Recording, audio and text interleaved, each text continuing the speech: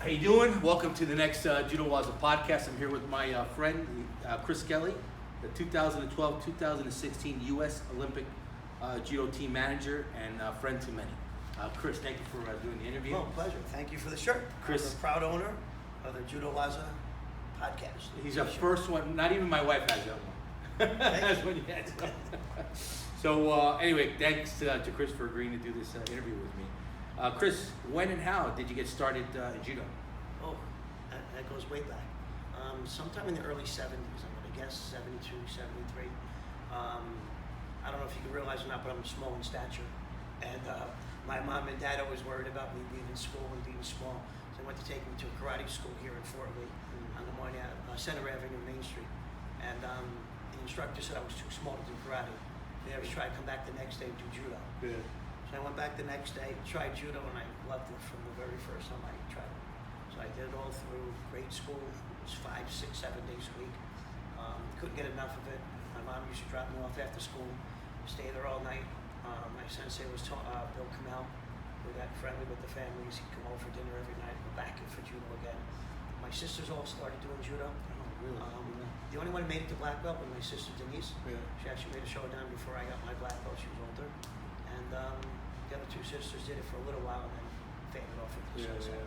But it became a family thing as much as it was just judo. Oh, yeah. I didn't know that whole story. Oh, yeah, see that? Thought you knew everything about me. I did. Well, that's an interesting start. How did you make it all the way to managing the U.S. team for 2 Olympics? It's funny. I actually got started on it as a coincidence or as I'll call it luck. I was training with Kamel Judo, Sensei Tony Kamel. His dad was our first instructor. Tony opened up Kamel Judo and I was an instructor there as well as one of my best friends. So we were training together. We've trained together since I was 6 and he was 9. So he opened up a dojo. Should have asked me why I started back to judo again. That's an excellent question. We should talk about that. So let's segue. I do the Olympics. Let's segue. Yeah, right. Let's segue. So I did judo up until sophomore in college, and at the time the weight class was 132 pounds. I weighed like 120, 121, and I couldn't make it to 132. Oh, wow. And it was just the guys were just too big physically for me, and I just couldn't compete. I was getting banged up. I'm training with Tony. He's kicking my butt every day, breaking things, smashing things. I don't know what that feels like. Yeah, we all do. And I got to a point where I was like, you know what, let me just finish my college career, focus on that. So I sort of actually stepped away from judo for about 10 years. My wife got pregnant with my son Dylan. As he got older, she wanted to do a martial art, and she started taking him to a karate school. It's like, no way. You have to put him in judo. If anybody finds out my son's doing a martial art, and it wasn't judo, all the Kamels would disown me. So we went to Tony Kamel. I said, "You got a dojo, Tony?" And of course, he got all sarcastic with me. And he said, "What do you mean? I got a real dojo? Of course, I have a real dojo." So I went to the dojo, and from the first day I stepped in, I loved it again. I was there on your first day. You were? I was. Don't you remember? I remember your ears, but I don't know if I remember you. So from that point, I just hit the floor running. Yeah. My son did it from, 96. He was like 5 years old. Yeah. Up until he was about 12. Yeah. He actually took 3rd in nationals, won nationals. My daughter started doing judo. Yeah. And then also, they were getting older. It was a whole community, really far away from the dojo. Yeah. It wasn't fun anymore. So my kids stopped doing judo. Now how I got to the Olympics. Okay. While I was at Kamel Judo, I was helping Tony coach this really young, talented athlete. It was Rafael Tito Ramos. And I started taking he started like going under my wing a little. We were the same weight class. I was older. I was able to do things. I had a different style of judo. Like Tony has a bigger band judo. I had a small hand judo, so we clicked together. Started traveling around the country with him. I started going to South America with him. We were working hand in hand for the longest time. He was a triple crown national champion for 2 years as a junior. And we went to senior nationals at 16 years old. And he won the 60 kilo senior nationals at 16. In it was like a big deal. 2006. 6 or 7. Yeah. 6. The reason why I know it's 6 because after he won nationals, Jimmy Pager came up to me and said, "Hey, Chris, that's your kid, right?" I'm like, "Yeah." He said, "We're going to a trip in Italy." Tre very good. And that was 2006. He goes, "Can he come?" I said, "He can come, but his parents don't have the means to go, so can I go with him?" He's like, "Absolutely, come with him." So I went with him as so much a personal coach, but a chaperone. Yeah, take care of it. So we get the trade tour in Italy, and I got my routine with Tito. We had a routine about getting up in the morning, getting prepared, you know, being there early for practice, staying late after practice, knowing where your meals are, going to bed early. So so Jimmy and I would sit down at night, have a powwow. I want to call it gelato and pizza, hanging out. He's like, wow, Skelley, you really got your act down with Tito. Would you mind helping out my team? I'm starting now. So Tito was invited to go to the trade tour under the U23 team. Okay. And it was the first event they did. So he's like, you know, I'm starting this project called U23, and I see you did a really good job with Tito. Can you help me out? Yeah, how can I help you out? I'm not a coach at this level, but how can I help you? So he said that, can you help me manage the program, U23? I'm like, absolutely, great. So in 2007, we did the German Open, the British Open, and we were like the B team because we were the young kids trying to develop for 2012. Because 2008 was a group in front of us. That was Rhonda, Valerie Corte, Gary St. Ledger, Rick Horn, a bunch of names. So we were working with a bunch of young kids, and they were under 23 years old. So we were working with, at the time, no names. They were nobody yet. It was Kayla Harrison, Nick DiPapolo, Travis Stevens, Bobby Lee, Aaron Cooney, Jeanette Rodriguez, Angie Delgado. So we worked with these kids. They were 15, 16 tops. And we had them travel around the world. So we did one trip in 2006, I think 4 in 2007. And we're getting a little momentum. Like these kids were, we were going to age appropriate and level appropriate tournaments. So we weren't going to the Grand Slam in Paris because these kids were all like, had no international experience. So we found the niche, we found the system. And through that system and through that niche, we were developing some good kids. Like even Tito in Italy took a fifth in the trade tour. Wow. It's unheard of. That's first international tournament. And the trade tour at that time was a really high level B tournament prior to the IJF tour that they really made a really good tour. The trade tour is still going on? No. Once the IJF came out with the Grand Prix, Grand Slams, most European tournaments fell down except for cadet level and juniors as far as seniors go. Like the Rendezvous in Canada. Not really. No, they're calling it the Canadian Cup or something. It's an IJF. So in 2006 we traveled a little. 2007 we traveled a lot. 2008 we traveled a lot. And then after the Olympics in 2008, all the top dogs retired. The coaching staff sort of stepped aside, and it seemed like there was an open path because we had some up and coming people. And the names I just rattled off: Marty, Travis, Kayla, Nick DiPapolo, Bobby Lee, Eric Cooney, I the St. Ledger brothers.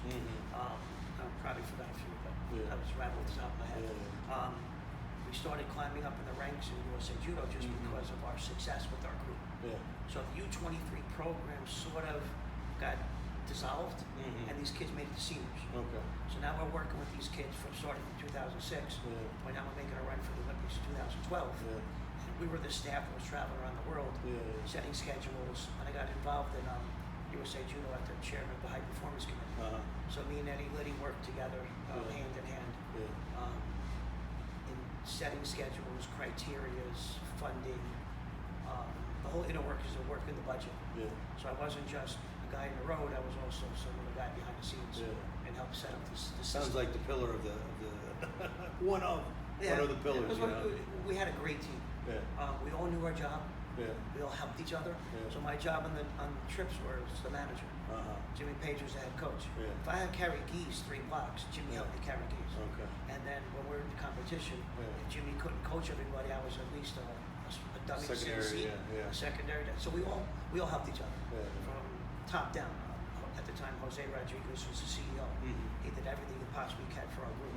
Eddie Liddy was the director of high performance. He did everything he could with the USOC and funding and getting extra money and setting criteria and making some success.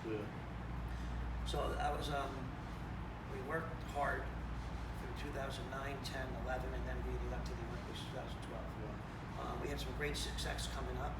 Kayla won her first world championship in 2010 in Japan. Marty won a silver medal in 2011 in Brazil. 2011, Marty, Travis, and Kayla all medaled at the World Masters. We took third in the whole world as a country. In the World Masters, that was impressive because we had 2 gold medals, which is huge, which was Kayla and Travis. things were peaking for us. Yeah. So we came into the Olympics in 2012, Yeah. and of course Kayla winning a gold medal and Marty winning a bronze. Yeah. It was a great Olympics for us. It was a good Olympics. Yep. After 2012, moving on to 2016, Marty did well. In 2013, she took a silver at the World Championship. I think. Yeah, in I'm sorry, I Brazil. said 11. It was 13. Okay, so it was 13. Okay. I actually I thought so it was twice. So, but it was 13. She took a silver Check there. my records, but yeah, she Yeah. took a silver in Brazil. Yeah. She beat Rafael Silva. Yeah. Busted her arm Oh wow. in the finals. With the left side, right? Left side. No, Juju. Oh, Judy. Okay. Yeah, there's another one of the other matches, but Sure. what was it like after now establishing yourself, you know, as a team in Sure. 2012, going into 2016? Did you guys have momentum? We didn't know what was going on yet because I wasn't sure with Travis. Travis went through a very difficult match in the semifinals and had a rough match in the consolations and came out with, unfortunately, a fifth in the Olympics. So, you know, he was having some thoughts, I gather, you know, continuing that, continuing. Yeah. Kayla won a gold medal. It's hard to repeat. Yeah. You don't want to ruin your legacy of winning a gold medal and come back next year and maybe getting nothing. Yeah. Marty came off for a spectacular bronze, which was the best plan we possibly could have come up with a result, and she did it. Yeah. So had some great results. We weren't sure what was going to happen. Yeah. So they all decided to come back, Okay. and we stayed on board as a team. Yeah. So it was a little easier the second Olympics because we've all done it before. So it was just a repeat of the system. Yeah. We tried to get more people up in the higher end and trying to get qualifications. Nick DiPapolo qualified again. Colton Brown. So we took Colton Brown, which was a great thing. Colton Brown, Angie Delgado, and I think not Adonis yet, came as training partners in 2012. And it was a great experience for them. So they saw what the Olympics were like, and then they made the team in 16, which was really a good, good experience. Yeah. And, I think it's an important tool to have. Last thing you want to do is walk out in the middle of a Super Bowl. That's your first game in the big stadium. You know what I mean? So if you're at the Olympics or a warm-up part, you get part of the village, you get the experience. When it comes time for qualifying for you for 2016, it's almost like I've been here before. It's not a big shocker. So you got Colton Brown qualified, Nick DiPapolo qualified, Angie Delgado, Travis, Kayla, and Marty. So we had a good team. We had some great success. Travis took an impressive silver. Kayla took her gold medal again for the second time. And Marty, unfortunately, had a tough draw. There's one girl she had problems with all her career. It was a girl from Taipei. And she wound up drawing her, I think, second round. Unfortunately, Marty didn't. Talk about 2015 for Travis. I know he had a tough year, mountain problems with his knee. And, knee, foot, toe. He had the most craziest, weirdest injuries you could possibly think of. Crazy. We didn't even know if he was going to make 16 because of his injuries. You know, so there's a lot of ups and downs. And it's not a simple, go win a gold medal, go win a silver medal. There's a lot to it behind the scene. Any of that due to like weight cutting? Because I know these guys got to weight cutting, overtraining. It's not my forte. And Travis was definitely somebody that did a lot on his own. You know, he didn't need anybody to motivate him at all. Probably needed somebody to slow him down. Oh, okay. My opinion. Yeah. So there could have been weight cutting. He cut a ton of weight. I'm sure now he'll tell you he didn't cut it right.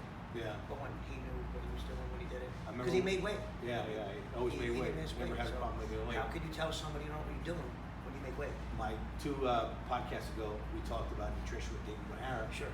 And a long time ago, I remember listening to Travis like on a video talking about cutting weight and still having a Pepsi. Like, I don't know if that's He used to drive me nuts because he'll go online and talk about he eats candy bars and Pepsi. That's how he cuts weight. No, you can do that, but not everybody else. So you don't tell people that. As an athlete, he was a different person than he is now. I hope. But, he's definitely.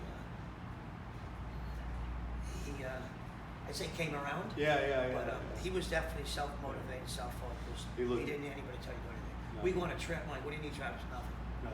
Nothing. Just nothing. Get it together. Yep.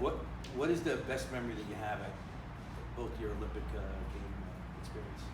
Well, of course, Kayla winning the gold medal.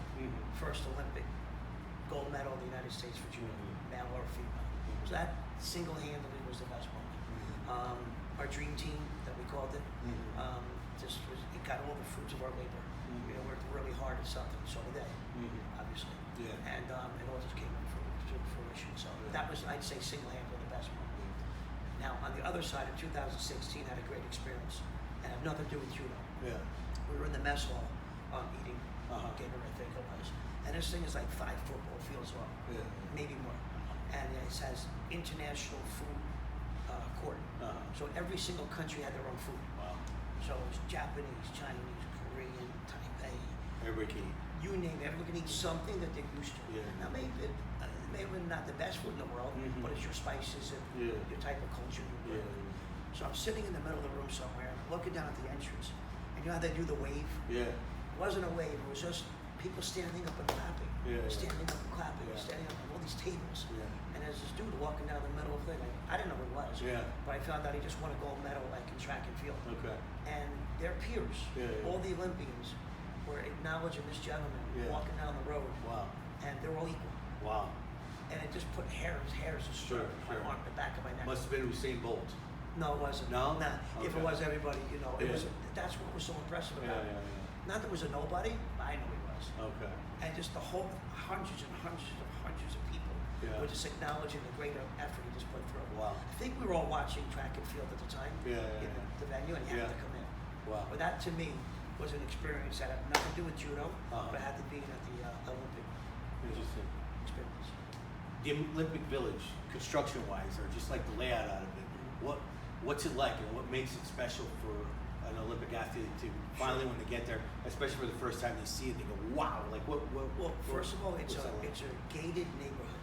Okay. It's fully surrounded at some point in time, fully gated with high security. Okay.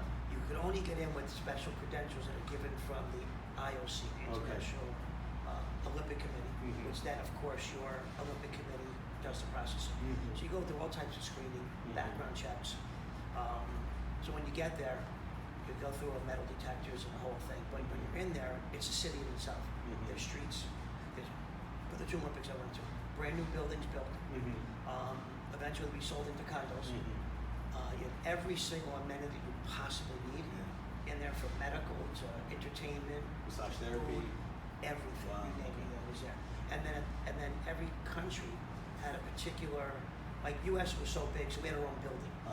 And in that building was massage therapy, all type of medical, snacks 24 hours a day, food everywhere, drinks. The unique thing is, I think it was Powerade and Dasani water was the sponsors.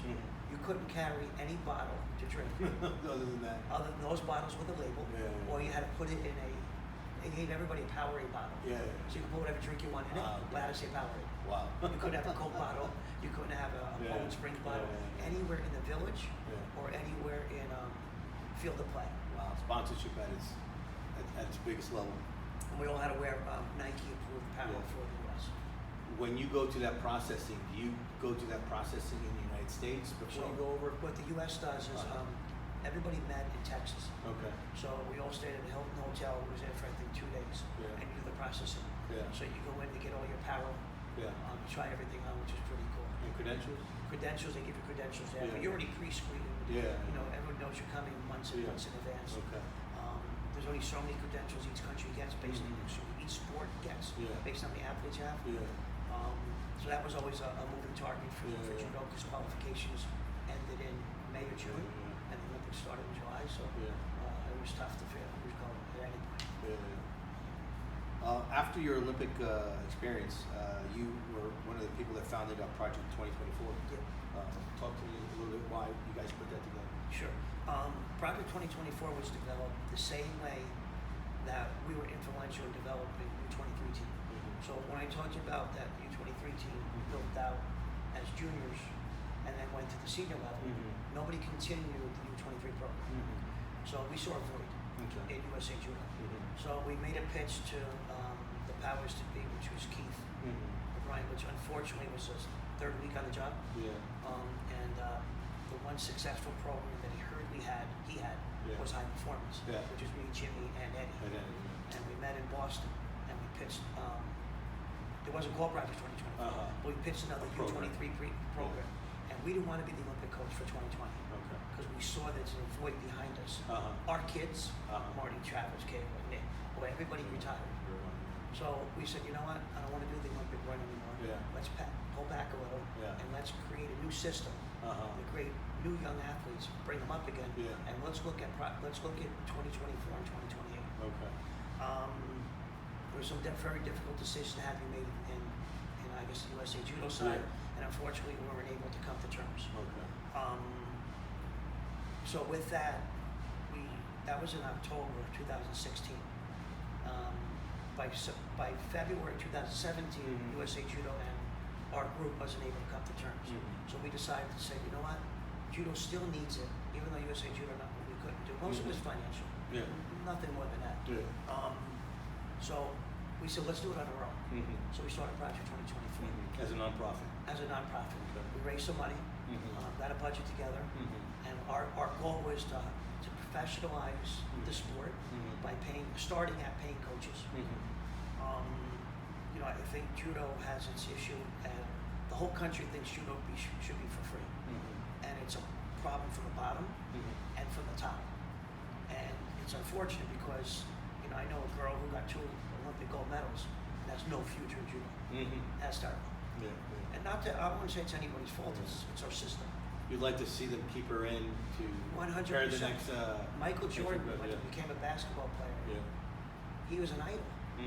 So there's no superstars in our country with this sport. Yeah. And we have people who won Olympic medals. Yeah. Why are they not superstars? Yeah. So we don't create that superstardom, Okay. professionalism, Yes. and paying these people to be around. They deserve to make money. Yeah. They have to make a living. Yeah. You know, Marty finished her impressive. You know, Marty went to 2 Olympics and got her master's degree at the same time. Wow, that's good. Yeah. So she chose that there's no way to make money in judo. Yeah. She went onward and got a job in. I guess the what do you call it? The typical way of after I guess an Olympic career is over is you build a club, start a business that way, and that's your traditional. 100%. So we're starting a new program called Project Gold. And Project Gold is going to do just what you said. Okay. Our idea is to take current Olympians, teach them how to teach, Yeah. and open up a dojo. So it'll be awesome if we get the NGB to buy into this Yeah. and to partner up with this. Yeah. Because this will not be successful without USA Judo. Yeah. It's just not going to work. Can We it? can try as much as we want on our own. Yeah. We'll get started. We'll get the ball rolling. Yeah. And maybe they'll see, you know, that it's possible to work within their budget. Yeah. And that's really what it amounts to. I do know that USA Judo, the USJF, and the USJA talk probably monthly. Doesn't it make sense?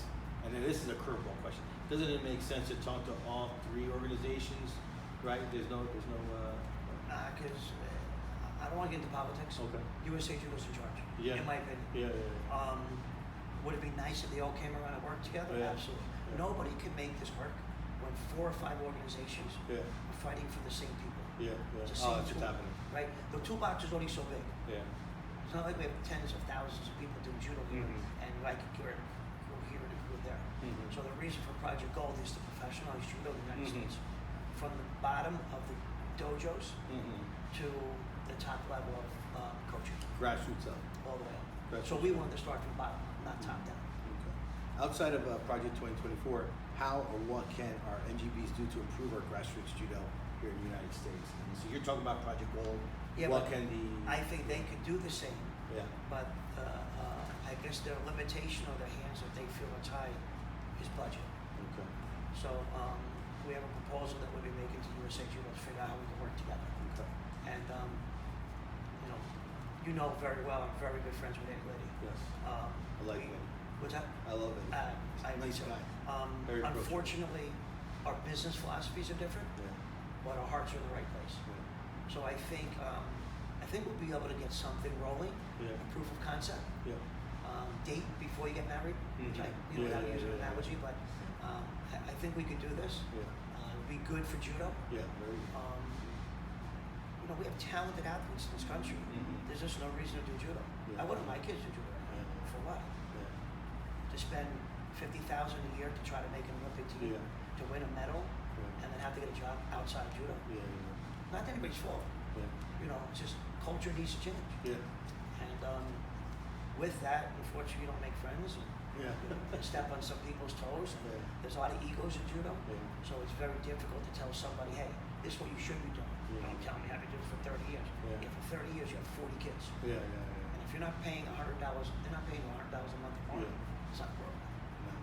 So that's the culture and the mentality that needs to change in judo. It's not a business, it's a non-profit. No, not a business. Yeah. And you know, yes, you need YMCA's. Yeah. Yes, you need free judo. Yeah. But not as the majority. Mm-hmm. Every dojo like you should be running it for a profit. Yeah. Every dojo. Yeah. And the more dojos running for profit, the more competition you have, the more awareness you have of judo. Yeah. Could only help the sport. Yeah. Oh, look at all the Brazilian Jiu-Jitsu programs. Businesses. Just model them. Yeah. They make money. Yeah. They make money. Yeah. I know Travis talked on his podcast, but these are things we've been talking about for years. Yeah. Um, I hope to see it come true. yeah, I hope so. Be good for every dojo. Well, again, Chris Skelley, team manager for 2012-2016 U.S. Judo Olympic team. Chris, thanks again for the Pleasure, Ramon. opportunity, Thank you and for your- a lot of people I know are excited to I hear don't you know talk. about A lot of people, and We'll see. I think you might shoot my my subscribers list from the 60s right now straight to 1,000. Let's see. I do want to make one announcement. The reason why I'm doing all these, and this is no surprise, the reason why I'm doing all these podcast interviews is create awareness. The 2021 U.S. Judo Summer Nationals will be held in New Jersey. North Jersey Judo won the bid. I'm going to be the tournament director, and we're going to be announcing a venue and tournament hotel pretty soon. We'll I'll figure that out. That's what I sold USJ. I said you were going to be there. Forget everybody else. They told me you were I going to wasn't be the anchor. trust me. You were the selling point. So again, we'll announce that information soon. Chris, thanks again. Pleasure. Hold up your shirt one more time. Thanks. Great looking shirt. I would have put it on, but he gave it to me too late. Plus, I wanted to Project 2024. Great job.